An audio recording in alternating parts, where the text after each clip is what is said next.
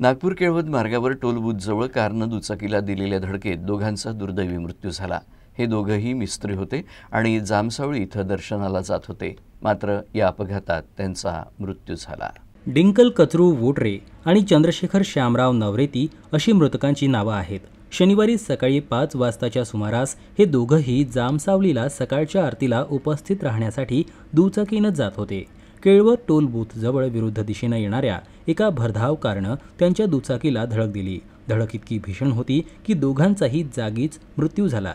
कारमध्ये 2 जण होते, त्यापैकी विवेक कमलाकर बाजूरकर गंभीर जखमी झाला।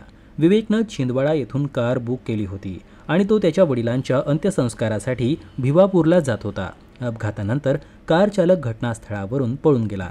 माहिती मिळताच केळवद पोलीस स्टेशनचे पथक घटनास्थळी पोहोचले। पोलिसांनी दोन्ही मृतदेह शवविच्छेदनासाठी रुग्णालयात पाठवले आणि जखमी विवेकला उपचारासाठी दाखल केलं। पोलिसांनी गुन्हा दाखल केला आहे आणि फरार कार चालकाचा शोध सुरू आहे।